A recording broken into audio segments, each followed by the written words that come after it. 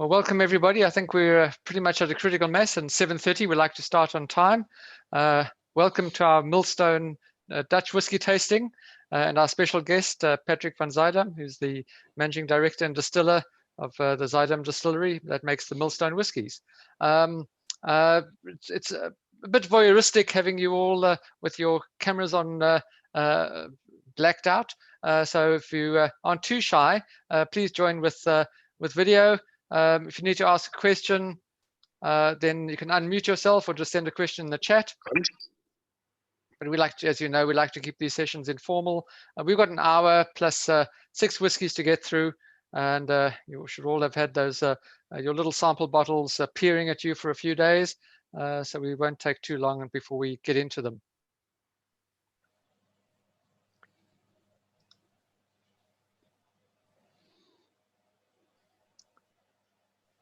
Now, for a lot of us in Australia, one of the first introductions to the Millstone whiskey was at the Melbourne Whisky Show a few years ago, probably 4 or 5 years ago, maybe more.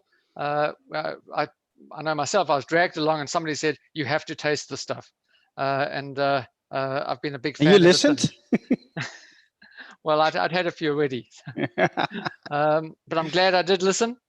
And we've been enjoying the Millstone whiskies, but we've got quite a few new additions to the range that we're going to be trying today, and Patrick will talk you through those, plus some background to the distillery, the whiskies, the philosophy of making Dutch whiskey, and how he and his family took that leap into the unknown quite a few years ago. And there's a few more people in, but the first thing we'll do is we've got the 6 whiskies. The first one we'll be trying is the American Oak. If you could grab your little sample. Now you've got 6 20ml samples. It's not a challenge to try and finish them all at once. Feel free to pace yourself. And, preferably in the first 5 minutes. You probably only need 10 mils or so as a first off. Keep some for trying later, comparing to some of the other whiskies. So if you grab the 10-year-old, we'll let Patrick talk us through this. And while you're enjoying that one, we'll talk more about the distillery and the whiskies themselves. So, David, do you want me to tell you something about this whiskey, or do you want me to tell you something about this whiskey first, and then we'll, while the people are enjoying that, we'll talk about the Zuidam distillery. So this is the 10-year-old American Oak. Quite often it's a little bit older than 10-year-old. It is matured in virgin oak and a refill American oak, so it's a big whiskey, and this whiskey does really give you that virgin American oak kick as well. It's that color. If you look at the color, I think you can see that it's quite an intense color. Of course, these whiskies are all uncolored and non-chill filtered. And this color comes for a large part, of course, from the virgin oak casks. These also bring that really deep vanilla type caramel toffee flavor that you get in this whiskey. I think that is really very typical for these virgin oak casks. So it's not completely virgin oak, because you have to be very careful how you manage these virgin oak American casks, because they can be really intense and give you a lot of oaky, woody flavors. And though oaky, woody flavors are nice, but you have to use them in moderation so that you end up with a balanced product. So, but behind the flavors from you would expect from the oak, I think you will find a lot of fruity notes from the esters, because we have this really long fermentation time where you get a lot of esters formed during fermentation, so already in the beer. And then as you distill it, we try to keep those esters in the spirit, and then you end up with these kind of stupid orange notes somewhere in there. So this is very typical for this whiskey, that it's got a for me always like a peach orangey note and God knows where it fucking comes from, but I don't know. But it's there, and very recognizable. I think you'll find the same in the rye whiskey. I think these kind of stupid orange notes and peach notes. I'm not sure where they actually come from. Which part of the production process? As usual, is probably a combination of esters that are formed in the fermentation, and as well as reaction products of those esters with the wood extracts. So the things that are extracted from the oak of the barrels. Patrick, you say this is non-chill filtered.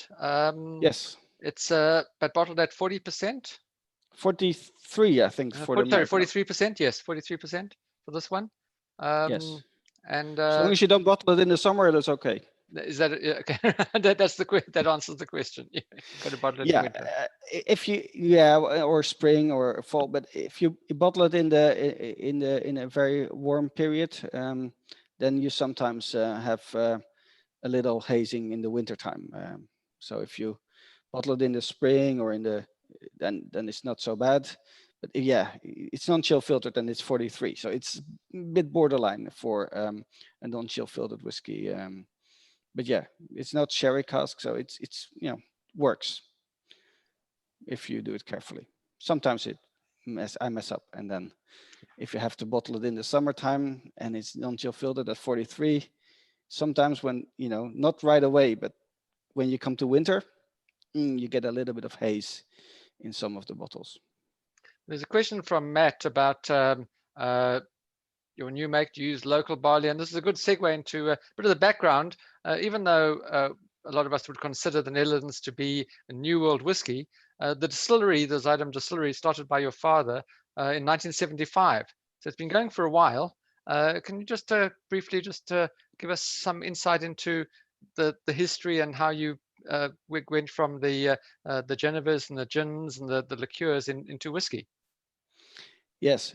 About this New World whiskey distilling thingy. Actually, I think the Dutch were one of the first nations to distill. The oldest distilled spirits come from Holland. I know my Scottish friends disagree with me on this, and so do my Irish friends, by the way. But in the end of the day, I think the Dutch were one of the first nations to distill things on a scale. The Dutch are also the ones that brought their distills to cognac to start the whole cognac production process. So we have a long distilling tradition here in Holland. And distilling grain was, of course, part of it, because stupid grapes didn't want to grow here in Holland. So we had to distill the grain that we grew. So part of that is, of course, the rye, because rye grain is something that used to grow here a lot in the south of Holland, because it's a very hardy grain and easy to grow. It's very high still now. It's one of those grains that hasn't been refined much over the course, and still now, if you go to a rye field, the grain stands 1.5 meters tall. Or I don't know if you've seen a wheat field anytime recently, but these days wheat is only 30 centimeters or something. So the rye still is a bit of an old-fashioned crop, and it still grows really well without much in the way of fertilization or water needs. So the distillery grows most of its own grain. So we grow most of the grain here in town, in the area surrounding the distillery, both on our own land and land that we lease from local farmers. And of course, that is always a really nice situation where you have this collaboration in the community to produce something. Does that answer the question, or did I digress too much? I tend to do that, so you have to forgive me for that. Yep. Just a question on that first whiskey. What percentage virgin oak to refill casks? Usually, it's a very complex percentage because it's about 50-50. Now, there's a romantic story that we hear about. Well, Millstone obviously comes from the word mill. Is that you used windmills, Dutch windmills, to grind your grain? Now, is that an urban legend, just a marketing tool, or actually does that happen? I wish it was a marketing ploy. I wish I would have been so smart to think up something like that. But actually, when after I finished university and I joined the family distillery, my parents were still struggling, and the distillery was quite small and mainly poor. So when I wanted to do whiskey and Geneva from scratch, we could not afford to buy an expensive roller mill because we simply didn't have the funds for it. So in order to get my way, I went to the local miller because he had a windmill. Because I know I don't know if you know that in Australia, but here in Holland we have quite a few of these windmill thingies, and they are quite nice to look at, but also they have to mill, because otherwise, if they don't mill, they tend to fall apart very quickly. So these windmills are all manned by local millers.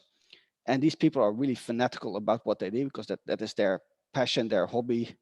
So I went to the local miller and said, "Dear miller, sir, you have a windmill and I have grain to be milled. Could you please mill this grain for me?" He said, "Patrick, you have a distillery and I like Geneva. So if you give me a bottle of Geneva, I will mill your grain for you." So that's how it started. And that's how we still do it up to a point. Even though these days, next to the millers that we use, because we still use 5 to 6 windmills on a regular basis, we also have our own in-house mills these days. Does it make a difference? Do you notice any difference between the call it quality or the way that the windmill versus your in-house mill actually mills the grain, or is it pretty much come out the same? Depends on who you ask, of course. The people from the windmills, the millers, they think it makes a huge difference because the windmills, there's these huge stones that turn, the millstone, and they grind very slowly the grain without heating the grain up at all. And therefore, the quality of the grain from a windmill is better than from a roller mill or a hammer mill, they say. It's a wonderful story, and I think it's nice that people are so enthusiastic about their craft that they are willing to exaggerate the qualities of their end product. But to be honest, in the final product, I don't taste the difference between the windmill milled grain and the and the grain that we mill ourselves. Maybe also because it's usually mixed. So we use part of the grain that goes into the mash is from the windmills, and part of it is from our own mills. So maybe that's the reason. But huge differences, do not expect that. But that's with a lot of things that we do in making whiskey. It's usually little things that stack up to make the difference. It's not you do this and then you get that whiskey. That's what you always hear everybody say, you know, our whiskey is fruity because we have a long fermentation. Our whiskey is fruity because we have this really high stills. It's usually not as simple as that. I wish it were as simple as that, but usually things are a little bit more complex, and it is more a question of that you have to stack up a lot of little things to get to an end result that you are aiming for. Great.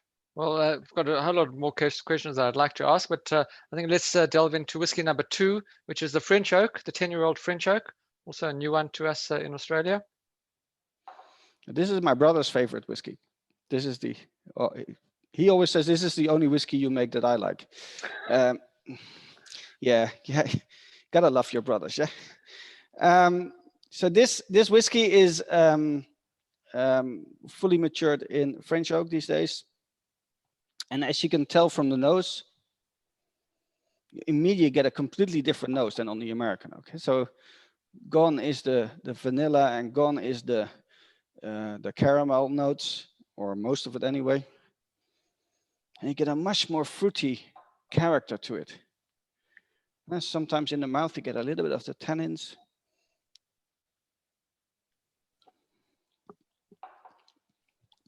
You get a little bit of the tannins of the French oak on the palate. I try to keep it balanced because otherwise, that again, it's a mixture of virgin and refill casks. Right? If you use virgin French oak, it is very hard to work with for us distillers. It's wonderful for wines, of course, but for a distiller, I think French oak is really hard to work with because of those tannins that are amazing in red wines and enhance the wines and the keepability of the wine.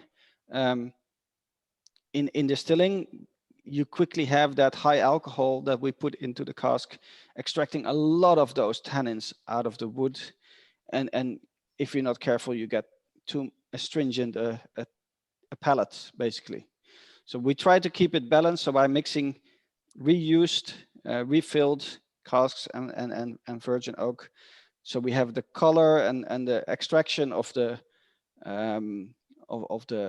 first fill casks, and we have the balance brought by the refill casks.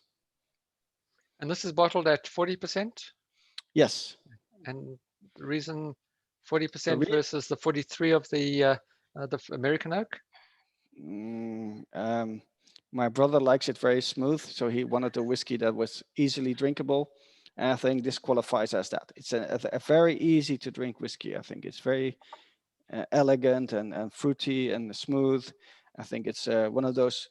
It does highlight the qualities of the spirit, maybe better than American oak, hey, because you have to be so much more careful with these French oaks, so in how you use them.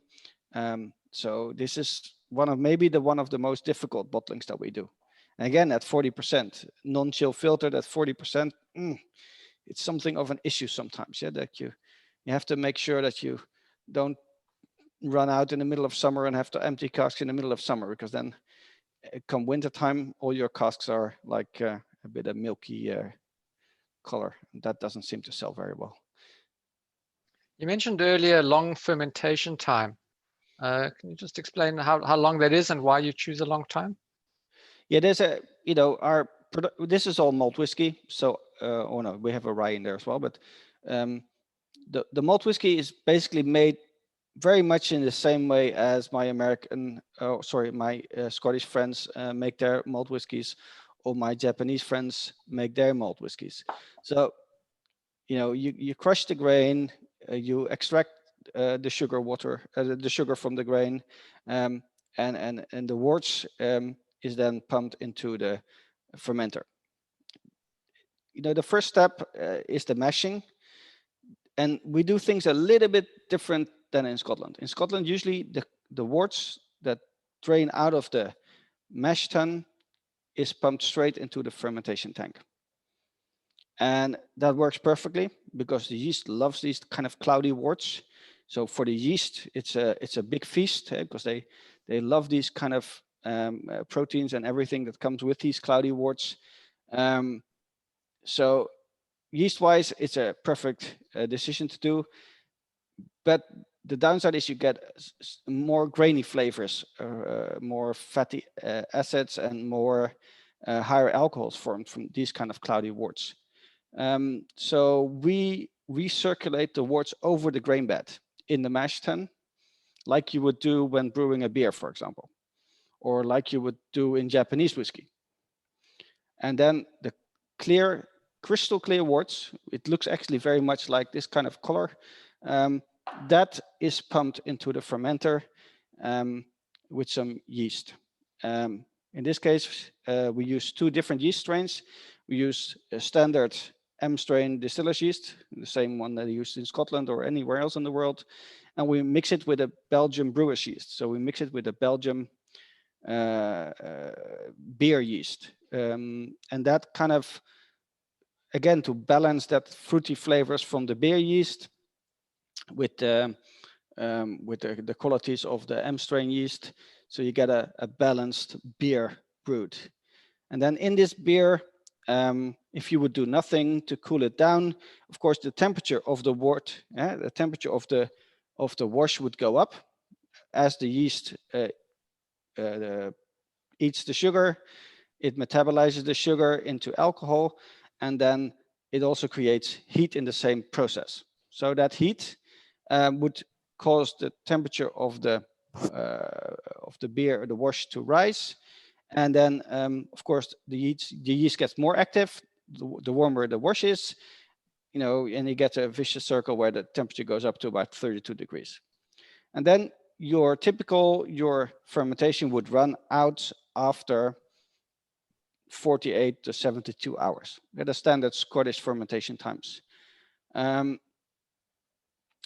We like to keep the temperature stable throughout the fermentation period, because a lot of the flavors that you have in this glass are formed in the beer, so in the fermentation process. So we pay meticulous attention to how we execute the fermentation. So all our fermentation tanks are temperature controlled, like you would find in a brewery, more than in a typical whiskey distillery. And then that temperature controlled fermentation allows us to keep the temperature quite low compared to a typical whiskey fermentation. So as the temperature is lower, the yeast is less active, and you're able to stretch that fermentation time over the period of a week, which has downside and upside. The downside is that you get more bacterial activity in your beer, and that bacterial activity produces more acids and more esters. The upside is that you get more bacterial activity in your beer, and that bacterial activity creates more acids and more esters. So it's all about balancing those things, because if you do this long fermentation, you get a synergy happening between the yeasts and the bacteria, and you get all kinds of beautiful fruity flavors formed from that synergy. But you need a very long fermentation for that, which of course, from a yield perspective, is not that great, because you can imagine that if you have more bacterial growth in your beer, those bacteria compete with the yeast for the same sugar that you turn the yeast would turn into alcohol. But if the bacteria eat it, it doesn't get turned into alcohol. So you get a little bit less yield, but that is offset by having more fruity flavors in your beer/whiskey.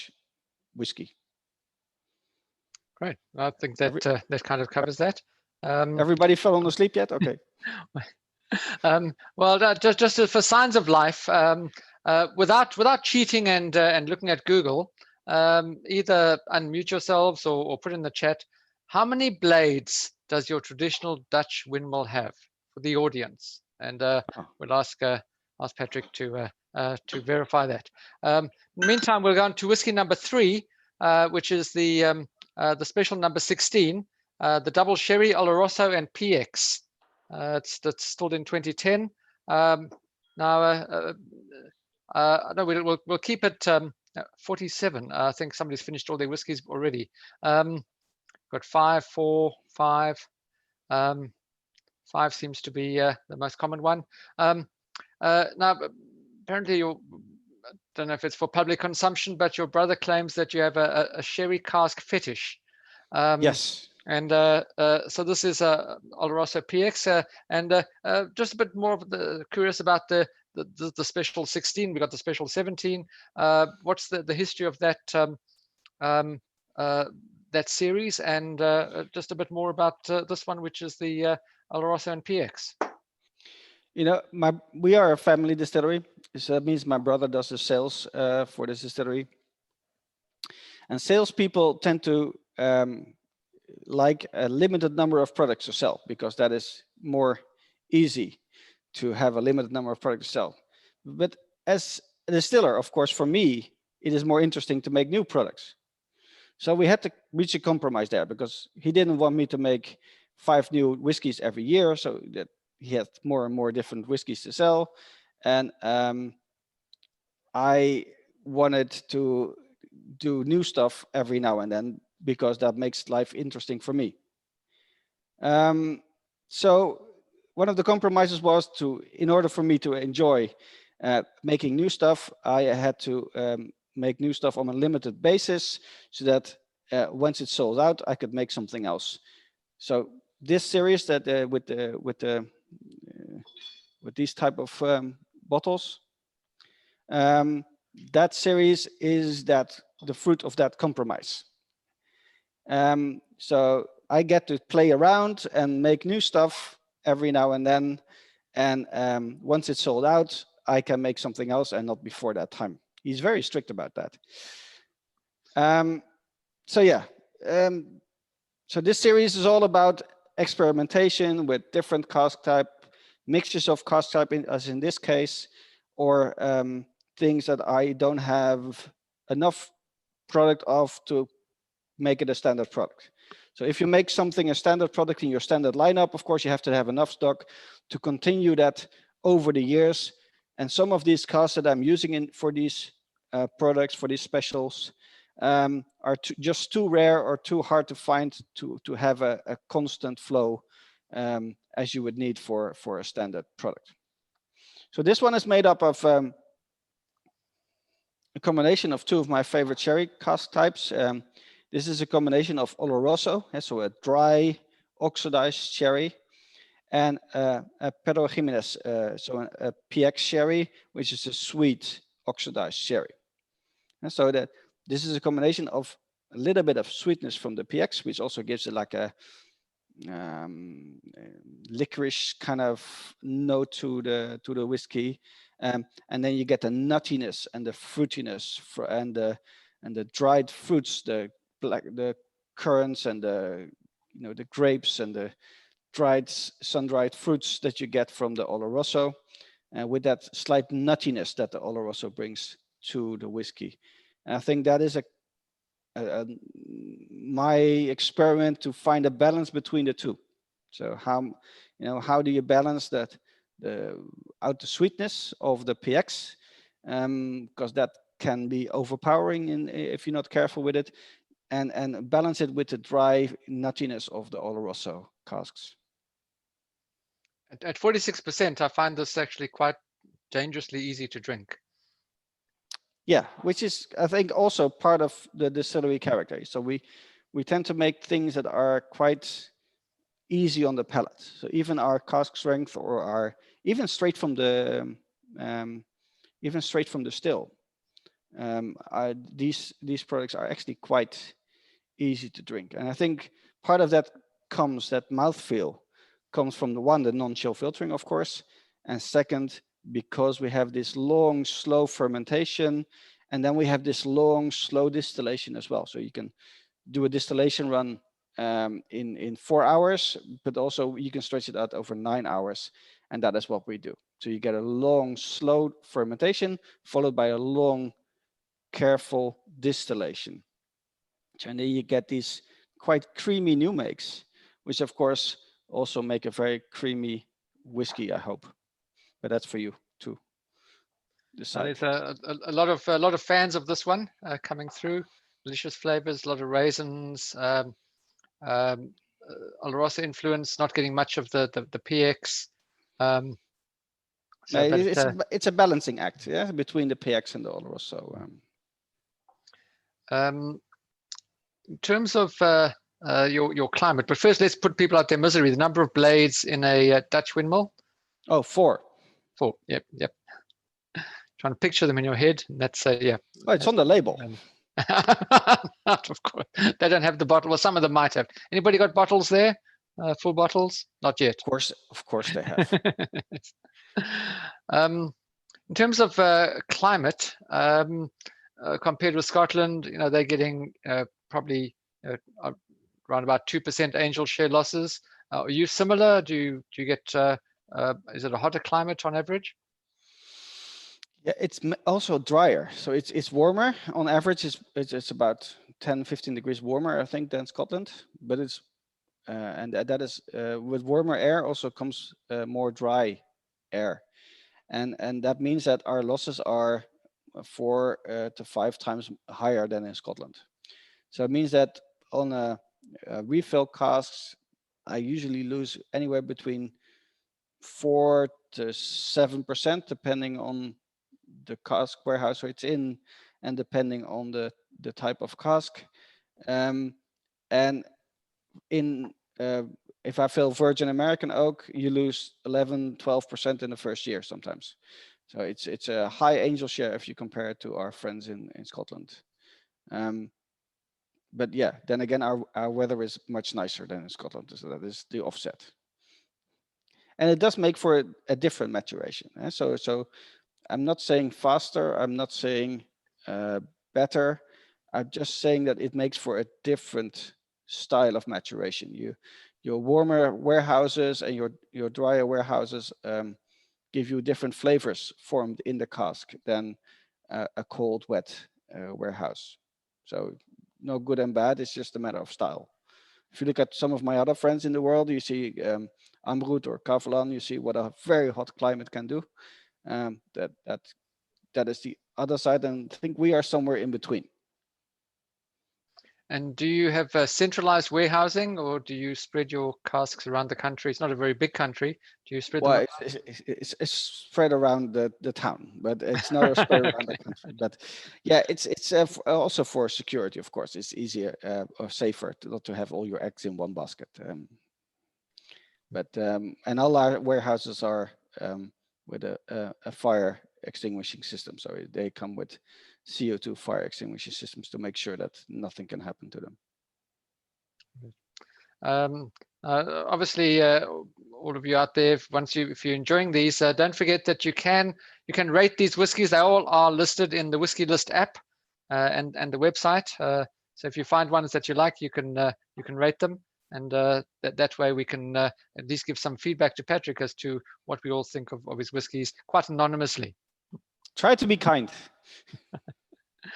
The next number 4 is the another one, the limited, the special number 17, which is American Oak Muscatel, also distilled in 2010 and at 46%, also in that same decanter bottle. Which these bottles are fantastic, and I like to use them as water bottles when they're empty, because they really make fantastic water bottles.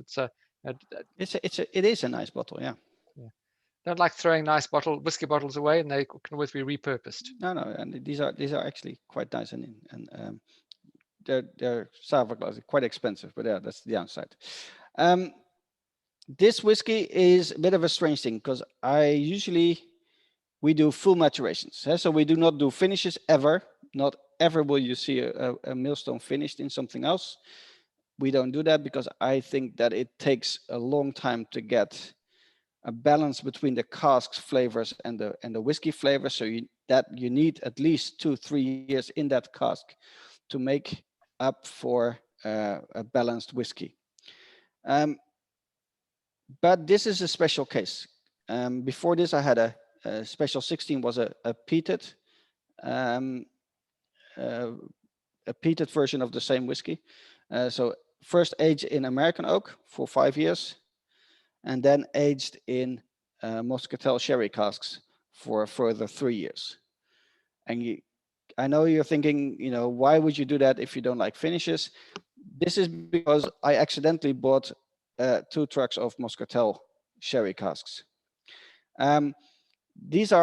You have to keep in mind that the sherry casks that we use are not your average sherry cask. So the average sherry cask in whiskey distilling is a virgin oak cask that is shipped to a bodega in Jerez, filled with perfectly good sherry for 12 months. Then the sherry is dumped out of the cask, and the cask goes to Scotland as a sherry cask.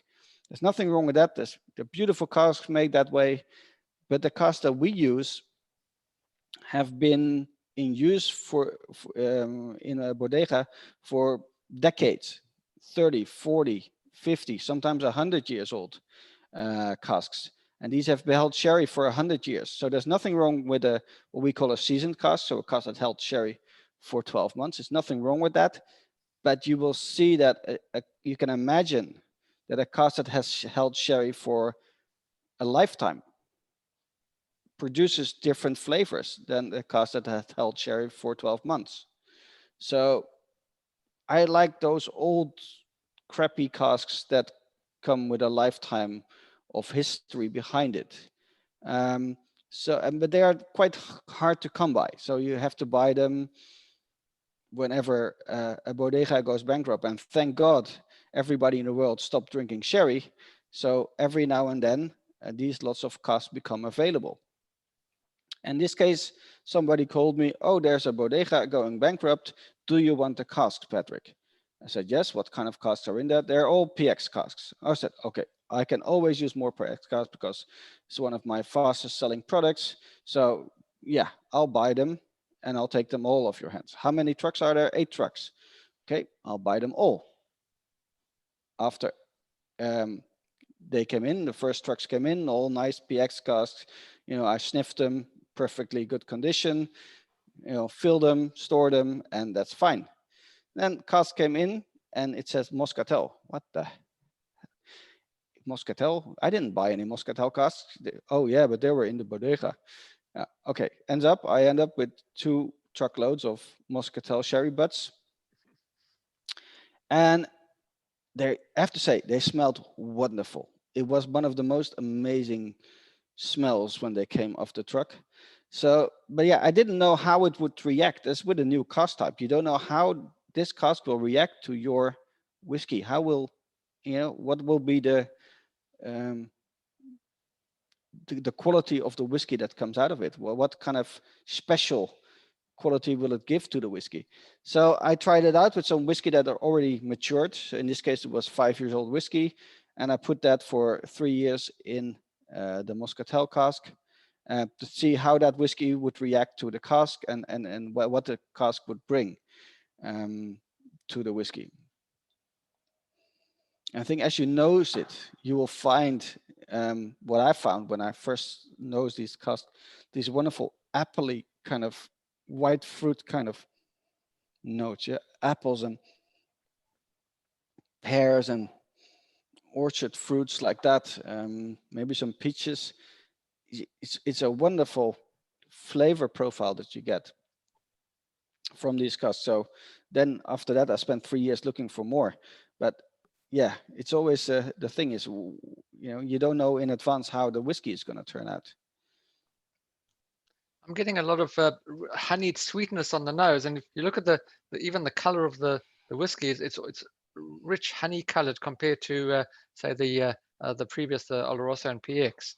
Yeah, Oloroso and PX tend to give more color to the whiskey, and of course these colors, the whiskey are all natural colors. So yeah, you get differentiations in colors along to the cask type, and these casks are. But the interesting part of it is that, and maybe something nobody ever talks about, is that if you're talking about true sherry casks, you have to keep in mind that these are all different because the sherry ages in stacks of casks on top of each other, and they have a system where we call the Solera system, where the finished product, so what they bottle, is taken from the bottom casks. So they empty a third out of the bottom cask and put that in bottles to sell. And then the second layer of cask is emptied a third in to fill up the bottom casks. And the third layer is used to fill up the second layer of cask, and so on. And the top casks are topped up with new wine from that year. So you get like a micro mixing of different ages. But on average, you can imagine that the top cask will have a younger age sherry in it than the bottom cask. We have the oldest sherry in them. And that gives you, for different flavor profiles within the crianzas, within the different layers of casks. So the top cask will have to are often more fruity, more white fruits, so apples, pears, orchard kind of fruits. And the bottom casks are usually give you more oxidized notes.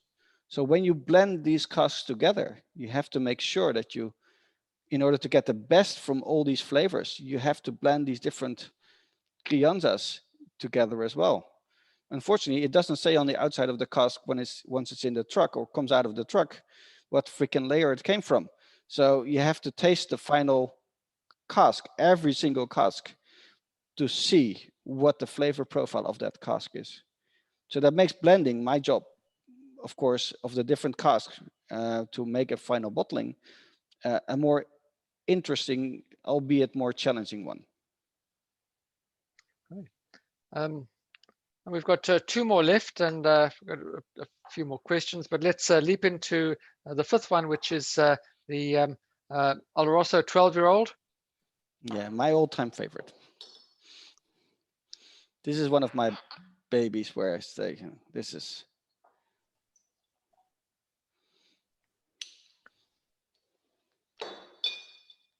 I haven't had this one myself for a while, but for a long time, I held this up as a benchmark of Oloroso sherry cask matured whiskies. It's for me, it's just one of those that just the finish keeps on going, and I'm keen to revisit it after quite a long absence.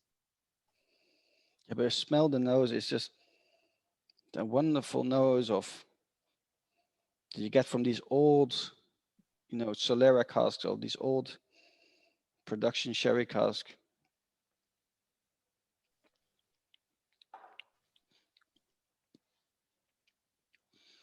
You get that long, nutty finish from these Oloroso casks. Very typical, I think, for our distillery, this whiskey. Very. Just while people are enjoying that, just a question from Matt about the special 16 and 17. Those are 16th and 17th releases, not necessarily the ages of the whiskies. Is that correct? Unfortunately not, no. They are the consecutive numbers of the releases. I think we're on 24 or 23 now, I don't know. And in terms of the number of cases or bottles per release, obviously it changes for each one, but we don't want to be in a position where everybody loves these and only to be told that there's 6 bottles for sale in Australia. No, but they are limited, and sometimes they are limited because of the number of casks that I empty, and sometimes they're limited because of the number of casks that I have. So sometimes you could say, I'm going to empty 10 or 20 casks, and sometimes I only have 10 casks. So, if I have 10 casks of this, I cannot make 20 casks. So sometimes they're limited naturally by whatever is available, or sometimes can be a single cask, as in the case of the 30-year-old or the 25-year-old that we just bottled.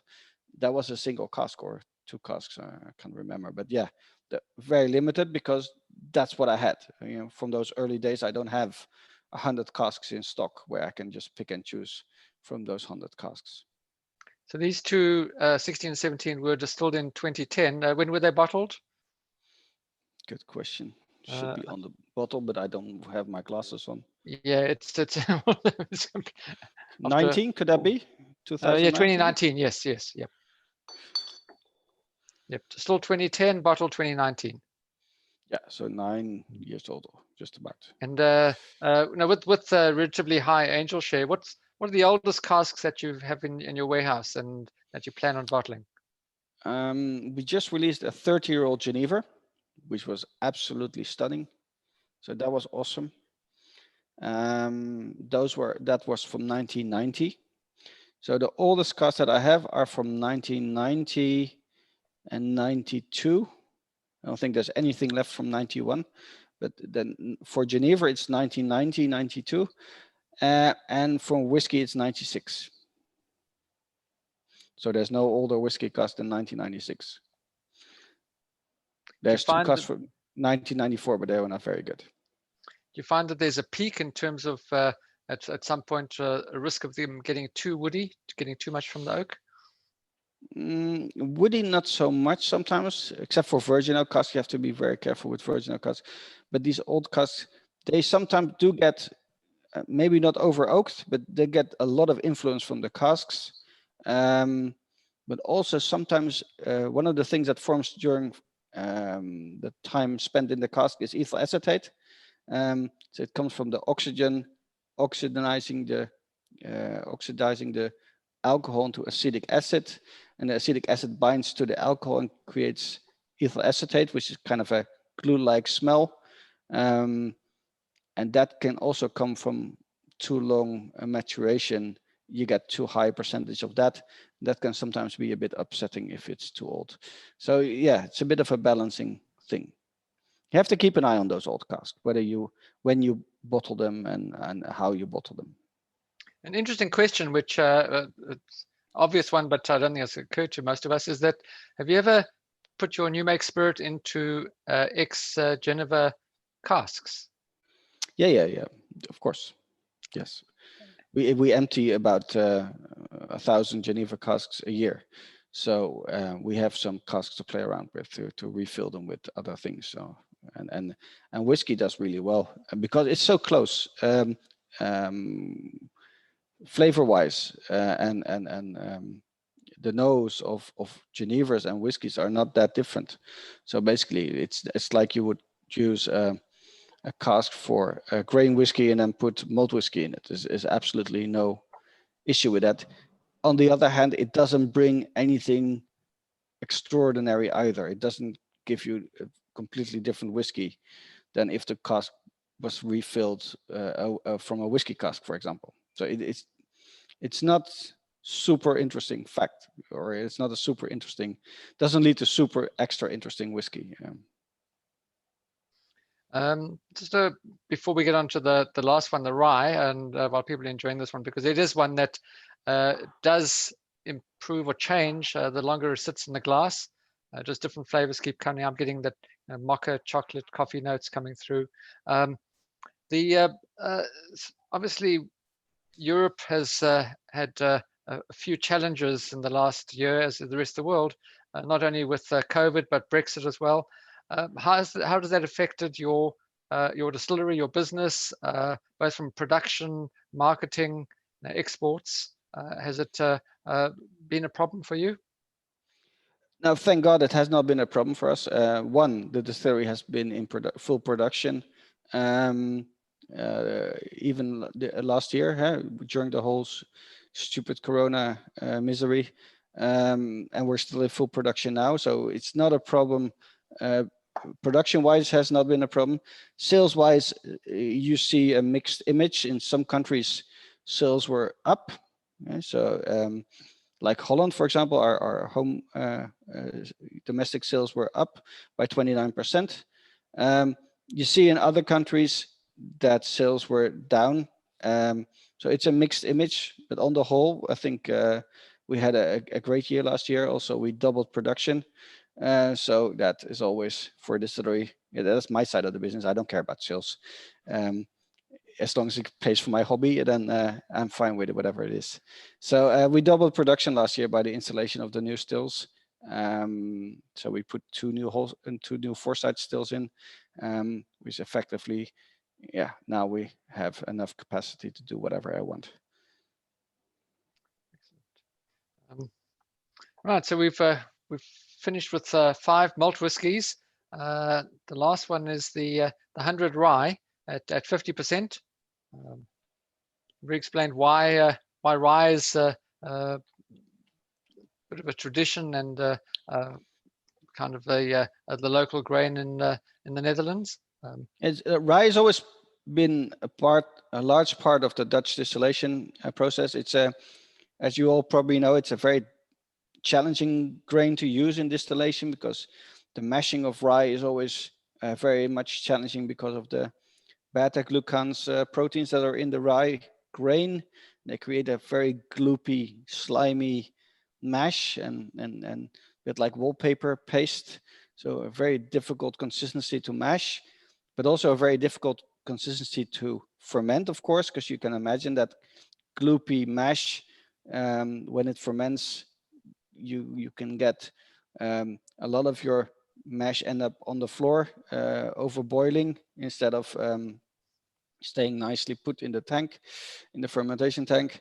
And then of course distillation of these slimy gloopy mashes is also very challenging.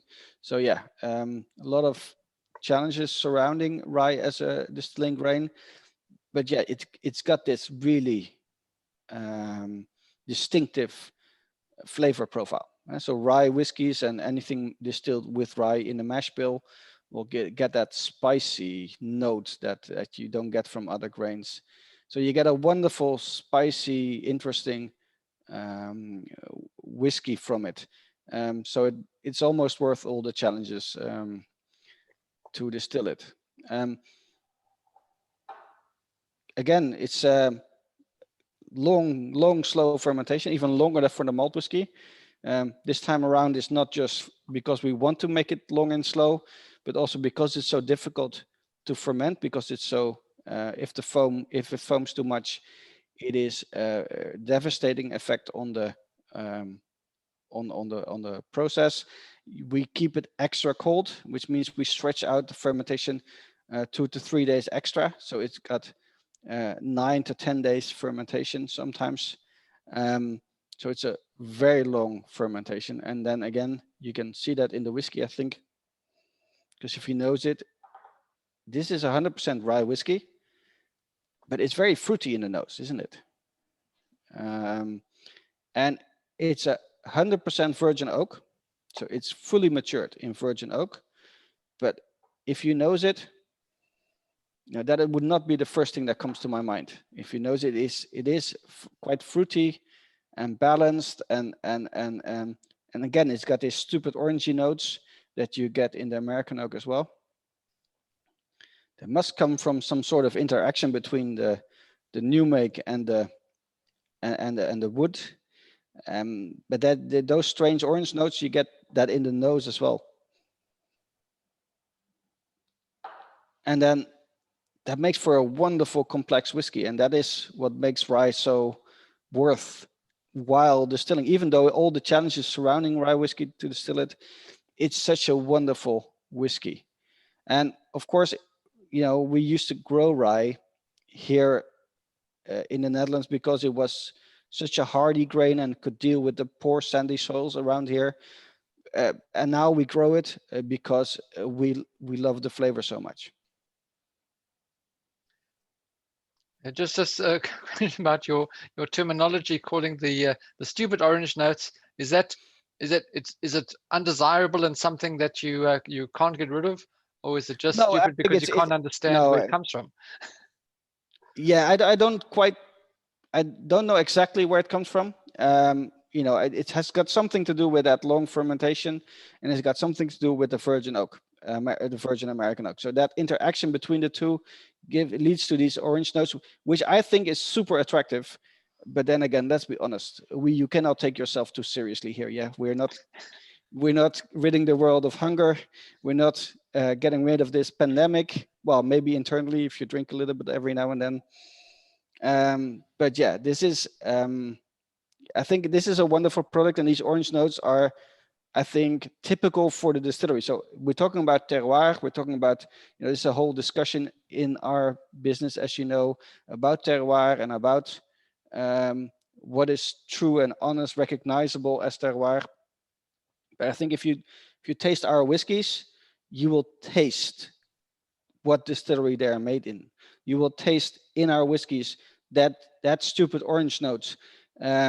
That is part of our distillery character, if you want to call it like that. And it is part of who we are and where it is come from. So it is part of our terroir, and I think it's an important part because we grow this grain, ourselves in our local community. So yeah, I do believe very much so in terroir. And I think this orange note is part of it. This is part of something we do in this distillery that you don't find that in other whiskeys around the world. This is something typical for this stupid little distillery in Holland. Well, not so little, but okay. And the one we've gone through a whole lot of different types, some new ones for us in Australia. Nothing peated in this range, but obviously you have done peated whiskies before. What's in the pipeline? What's coming next? Can we look forward to any more limited releases, single casks in Australia? Anything more experimental? What's coming out of the distillery next? I think we have got some really interesting things lined up for this year.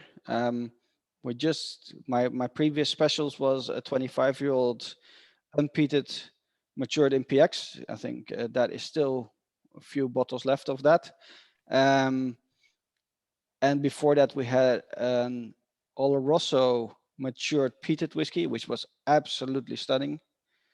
And before that, we did a peated Amarone cask, and which is one of the best things I ever bottled, I think.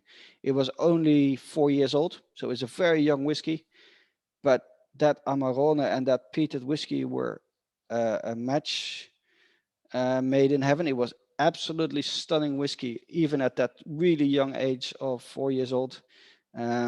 So now, of course, I wish that 4 years ago, I bought a shitload more of those Amarone casks. But yeah, you know, this is my life. You don't always know everything in advance. So sometimes you take a gamble, and in this case, you wish you had taken a bigger gamble.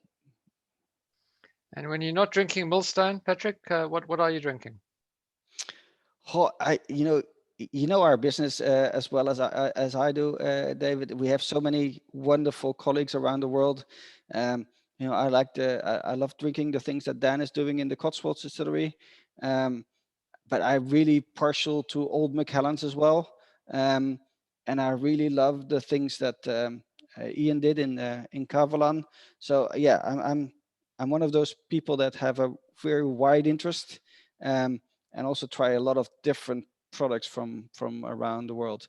But yeah, well, Balvenie and Macallan, especially the older bottlings, are really interesting for me.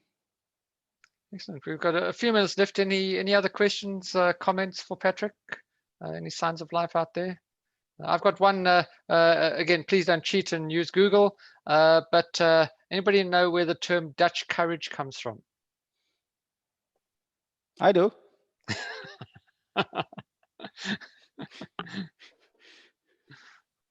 I think I talked everybody to sleep, David.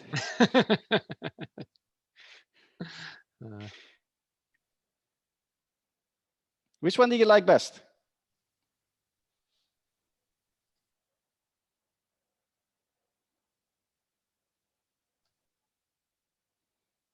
Can we do a poll, David? Which was the favorite? Okay, 12-year-old Oloroso, the rye, French oak and rye, 17. There's a bit of a mix, actually. Yeah. See, I can use this. Vote for everything, but a few for I can use this for against my brother. Yeah, so I have to produce all these different things to accommodate all these different flavor profiles of the people drinking it. So I'm going to use this in my next discussions with him about my lineup, my range, so I can extend my range and please everybody. There's also been a request for a good recipe for Negroni using Genever. Oh yeah, that's actually quite simple. You can use any aged Genever. So I think my 1-year-old rye Genever works perfectly in a Negroni, and just make a standard Negroni, but swap out the gin for my 1-year-old rye Genever. You know, the 3 works as well, but the 1-year-old is a perfectly good, makes for a perfectly good Negroni. It also gives you more layers in the Negroni, more interesting flavor composition in your Negroni than using a simple gin. Okay, so we're going to have to get some of the Zuidam Genever to experiment with. That's my homework, is to try and. It is actually really nice. It actually really nice to make a Negroni, or even a Manhattan with Genever works really well. Okay, that's our homework. I usually make Manhattans with our 3-year-old Genever instead of bourbon. Right, somebody's getting the gist of it. Does Dutch courage have something to do with Genever? Okay, Patrick, can put us out of our misery. No, it does have it. You know, we used to give Genever to our soldiers before sending them into battle, so they would fight without fear, because they were too freaking drunk to feel any fear. So that's where the term comes from. Yeah. Yeah, it was the main origin of it was coined during when the Dutch were fighting the Spaniards, and the Spaniards had before they were quite willing to share their sherry casks with you. They had these 3-meter long pikes that they held out in front of them, and there was no way anybody could get through them. So the Dutch plied themselves with enough Genever so that they became fearless and rushed the pike wall. And the Spaniards had never experienced this, and they all panicked because all you needed was one Dutch soldier to break through the pike wall. Obviously, a few got stabbed on the way, and the Spaniards just dropped all their pikes and ran. Probably my ancestors, yeah, that got spiked. Yeah, you could see that happening. Great. Well, thanks very much, Patrick, for your time. Any last questions, comments? We've got some homework, and please don't forget to rate these whiskies in the app so we can get some feedback to Patrick as to what works and what doesn't, and he can tell his brother what to ship to Australia. Okay, super. Thank you all for not falling asleep on me altogether. Great, and we'll see you all at some of our next Whiskey List events coming up.